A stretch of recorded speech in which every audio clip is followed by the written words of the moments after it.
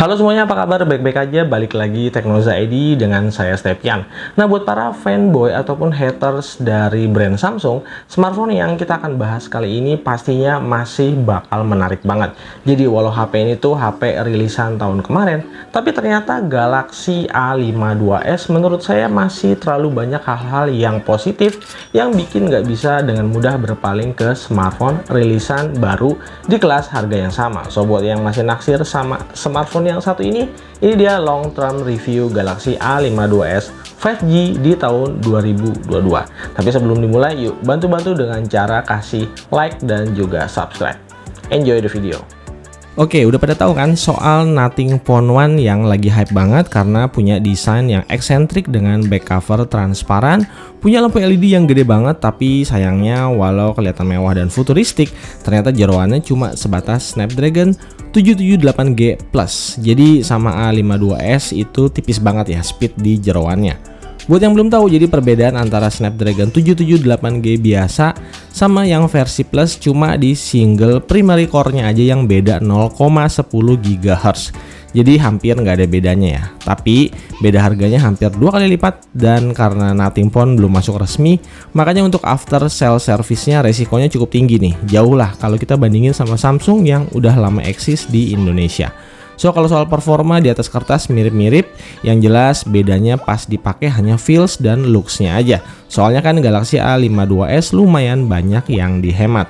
Nah, buat para user Galaxy A52s, seenggaknya nih ada dua isu yang mungkin bisa jadi masalah penting, tergantung apakah unit yang kalian pakai ngalamin atau enggak. Di isu pertama ada kasus dari beberapa user yang ngalamin, katanya Galaxy A52s-nya mengalami backdoor yang renggang seiring di waktu pemakaian. Meskipun untuk unit saya pribadi, saya nggak nemu masalah kayak gitu. So buat kalian yang emang ngalamin, menurut saya segera aja dibawa ke service center resmi, mumpung masih ada garansi.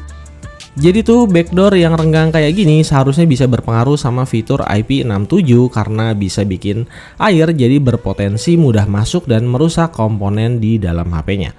Menurut saya juga ini bukan major problem ya, kalaupun kejadian paling cuma lem di backdoornya aja yang kurang rekat. Jadi harusnya bisa diperbaiki dan emang kejadiannya random, nggak terjadi secara massal. Kalau untuk bagian material, emang Galaxy A52s ini lumayan bikin garu-garu kepala. Harganya nyaris 6 juta tapi feelsnya sama sekali nggak mencerminkan harganya. Cuma ya untuk build quality di luar masalah backdoor tadi, sebenarnya buat saya fine-fine aja. Kita udah tau lah kualitas Samsung kayak gimana. Lagian desain dari HP ini juga nggak kelihatan murahan sama sekali. Tetap ciri khasnya Samsung, simple, rapih, dan tetap kelihatan mewah. Makanya bisa diterima sama banyak orang dengan karakter yang berbeda-beda. Untuk beratnya juga sebenarnya nggak kelewatan ya, tetap enteng kalau dipakai buat satu tangan. Tapi ada minus, pasti juga ada plus. Gimana pun juga, IP67 rating di HP ini tuh emang jadi nilai jual ya. Walau ya harapannya sih jangan sampai juga kena air dengan sengaja. Brand mana sih yang kasih harga segini berani kasih IP rating? Masih jarang kan? Speaker A52s juga udah dual stereo speaker plus Dolby Atmos. So far, untuk saat ini keluaran suaranya bagus walau untuk powernya nggak terlalu gede.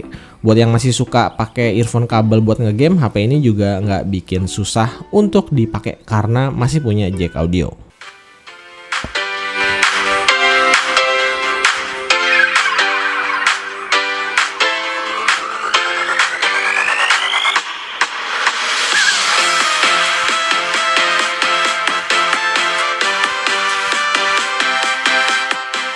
Di isu kedua ada perbedaan jenis sensor kamera yang dipakai. Jadi menurut info yang beredar, kalau sensor kamera utama di Galaxy A52s punya Sony IMX686 dan ada juga yang pakai Samsung GW1. Nah, kalau dari hasil cek di kamera software update firmware, unit yang saya pakai ini yang sensor GW1. Gimana hasilnya? Ya, kalau kita posisiin HP ini di kelas 4-5 jutaan, hasilnya masih oke banget. Selama nggak dibandinginnya sama HP lain yang pakai sensor flagship. Hasil foto-fotonya cukup konsisten dan jarang banget miss. Karakternya masih sedikit eye pleasing khas dari Samsung, tapi processingnya nggak berlebihan. Jadi di sini sisi naturalnya masih bisa kita dapat dan masih memuaskan hampir di segala kondisi. Dynamic range-nya bagus, warnanya luas, tapi ada sedikit catatan buat masalah detail dan ketajaman. Kalau diperhatiin, Galaxy A52s ini hasil jepretannya rata-rata bagus. Cuma emang kurang superior aja kalau buat detail yang mendalam. Bisa jadi mungkin ini faktor sensor GW1 tadi.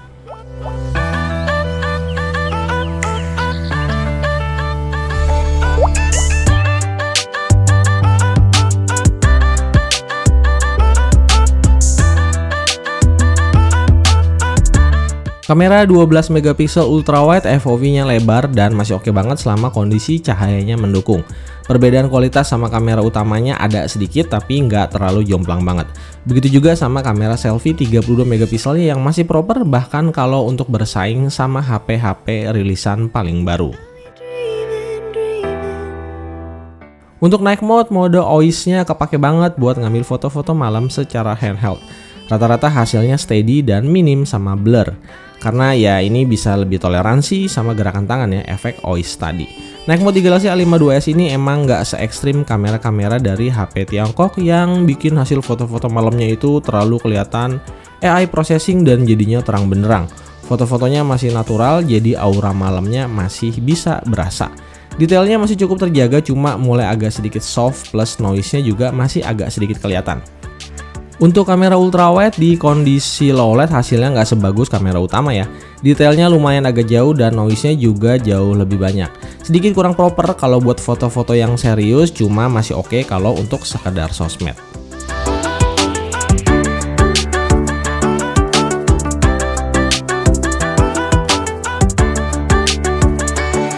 Untuk video recording, software kamera dari Samsung emang terkenal the next level ya. Kita dengan mudahnya bisa rekam video 4K yang stabil berkat adanya OIS support. Dan ini juga bisa sambil gonta-ganti antara lensa kamera utama, kamera ultrawide, dan kamera depan secara seamless di 4K. So, experience kayak gini tuh masih sulit dikasih sama brand-brand Android asal Tiongkok. Oh ya, Galaxy A52s juga punya kelebihan bisa rekam video selfie di 4K 30fps. Lagi-lagi fitur ini nggak banyak ada di smartphone asal Tiongkok, bahkan untuk di level flagship sekalipun. Tapi Galaxy A52s nggak semuanya perfect ya. Untuk video recording 1080p 60fps, sistem stabilisasi di kamera depan dan kamera belakangnya kayak nonaktif ya. Jadi hentakan kaki kita tuh masih berasa bikin goyang video. Kalau ditanya chipset terbaik keluaran Snapdragon, saya yakin mayoritas orang setuju kalau generasi chipset seri 7 dari Snapdragon 778G ini masih jadi pilihan terbaik sampai hari ini dengan AnTuTu score lebih dari 500.000 poin dan punya skor CPU throttling di 88% stability. Kombinasi chipset yang raw powernya kencang tapi punya efisiensi yang bagus. Udah gitu punya varian yang 256GB juga. Kalau masih kurang, tinggal pasang external memory di slot hybridnya. So mau ngapain aja di HP ini semuanya bisa. RAM-nya gede dan virtual RAM-nya juga bisa dipakai sampai 8GB. Ini tuh gede banget. Paling spek yang agak kurang kencang di jenis memorinya aja yang masih UFS generasi kedua. Tapi saat dipakai buat daily use, saya nggak ngerasain perbedaan yang jauh sama UFS 3.1 di Realme GT2 Pro yang pakai Snapdragon 8 Gen 1 dan ini tuh buat harian smooth aja. Kalau kalian punya HP dari brand lain yang pakai spek serupa, tapi ngerasa kayaknya nggak puas sama user experience-nya, kalian wajib cobain One UI 4.1-nya Samsung. Ini tuh UI andalan Samsung yang bikin jaminan HP ini tuh nyaman dipakainya. Saking nyamannya saya tuh suka lupa ya, ada bug apa sih di HP ini? Interface-nya simple, gampang dipakai, fiturnya lengkap, dan yang paling penting, nggak punya bloatware atau iklan-iklan yang mengganggu kayak di toko sebelah. Software update-nya juga rajin nih, selalu dapat update di bulan yang sama. Nggak pernah kelewat bulan kayak di UI toko sebelah. Oh ya, kalau sesuai sama janjinya, Galaxy A52s ini bisa nyicipin OS Android sampai di Android 14 nanti. Lagi-lagi ini sesuatu yang sulit dikasih sama brand Android lain. Gimana soal performa gaming Snapdragon 778G di Galaxy A52s saat ini? Apakah ada penurunan performa? Panas nggak? Terus gimana dengan baterainya? Oke, saya coba jawab ya dari pengalaman saya. One UI 4.1 di ROM update Juli 2022.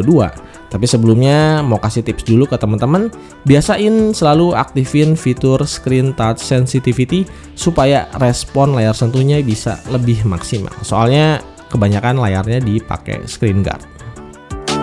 Apex Legends Mobile main di grafis normal dengan frame rate ultra 60 fps, main di mode Battle Royale. Galaxy A52s nggak nemuin masalah yang berarti. Rata-rata FPS-nya bisa dapat mepet ke 60 fps, tapi kadang-kadang masih suka frame drop sedikit sampai 40-an fps. Untuk respon layar sentuhnya bagus dan suhunya juga terpantau aman banget. Cuma anget-anget dan masih di bawah 45 derajat Celcius. Untuk total durasi main nyaris 1 jam pakai seluler data, baterainya cuma kepake di 23% aja. Sementara untuk Genshin Impact, saya saranin install gamenya via Galaxy Store supaya device-nya lebih optimal ya. Settingan maksimal terbaik untuk Genshin Impact ada di medium 60 fps. Di sini grafisnya masih kinclong dengan FPS yang masih bisa tembus 50 fps di awal-awal main, terus pelan-pelan turun dengan rata-ratanya di 40 fps kalau mainnya udah lebih dari 30 menit. Sedikit konsekuensi di settingan kayak gini adalah suhunya bisa nyentuh ke 45 derajat Celcius. Terus konsumsi baterainya juga jadi agak rakus nih. Main 30 menit nyedot baterai di 12%. So, untuk kali ini wajib banget dipakein case supaya tangan bisa tetap nyaman. Sementara untuk opsi gaming yang lebih nyaman, sebenarnya kita juga bisa turunin grafis quality-nya di low 60 fps. Image quality-nya masih enak di mata, tapi kita bisa dapetin FPS yang lebih tinggi dan lebih stabil. Cuma emang catatan suhunya masih agak demam karena nyentuh 45 derajat Celcius. Ini sebenarnya wajar karena settingan 60 fps. Terakhir, biar nggak kelupaan, layar Super AMOLED di Galaxy A52s sampai hari ini masih bisa muasin mata saya. Warnanya vivid, saturasinya tinggi, detailnya tajam, dan udah bisa muter format HDR10+ juga. Sedikit yang agak kurang selama di pemakaian saya rasain di brightness maksimalnya yang belum seterang flagship yang biasanya tembus lewat dari 1000 nits. Di Galaxy A52s ini cuma 800 nits aja. So, pemakaian di terik sinar matahari masih cukup kelihatan walau ya kurang terlalu terang ya. Selama dipakai, layar AMOLED-nya aman-aman dan nggak ada penyakit umum langganan AMOLED kayak shadow ataupun green tint di umurnya yang udah mau 1 tahun.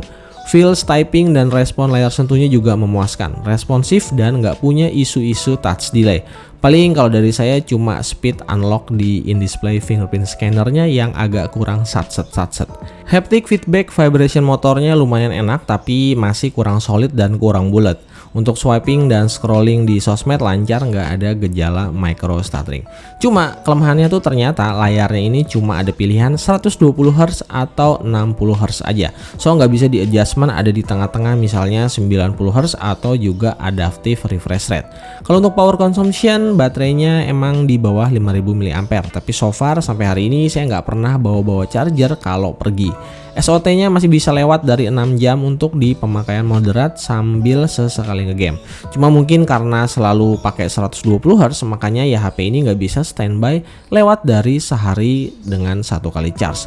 Kalau aja baterainya 5000 mAh dan ada opsi 90Hz atau adaptif, pasti bisa standby 2 hari. Balik lagi untuk daya tahan baterainya, saya masih cukup impresif sama A52s ini. Karena setiap dapat update, makin kesini makin efisien. Yang jadi lumayan PR buat A52s justru ada di charger speed. Dari pertama beli saya nggak pernah pakai charger bawaan 15 wattnya karena ya kelamaan. Saya pakainya charger 45 watt punyanya Galaxy Note 10. Nah, ini dipakai buat ngecharge A52s ternyata bisa karena logo super fast chargingnya muncul. Cuma kayaknya arus yang masuk tetap 25 watt sesuai protokol chargingnya. Ngisi dari 5% ke 100% sekitar 1 jam 15 menit. Jadi ini tuh masih kalah jauh sama charger 65 wattnya BBK Group yang ngecasnya nggak sampai 1 jam. Oke, itu dia tadi long term review dari Galaxy A52s 5G. Gimana menurut kalian, apakah smartphone ini masih menarik atau enggak? Yuk saling share jawabannya di kolom komentar di bawah. Well, kalau dari saya ya smartphone ini masih oke dan jadi tandem buat dipakai barengan Realme GT 2 Pro di sehari-hari ya. HP ini emang nggak perfect 100% dan masih punya banyak kekurangan. Tapi menurut saya minusnya nggak pengaruh ke kebutuhan sehari-hari. Sementaranya dia punya plus yang kepake banget di kehidupan sehari-hari. Oke, sekian video kali ini. Jangan lupa kasih like dan juga subscribe. Follow juga Instagram Teknoza ID buat yang mau diskusi soal HP ini atau ya gadget-gadget yang lainnya. Sampai ketemu lagi di video-video gadget berikutnya. Stay pian, Teknoza ID out dan bye-bye.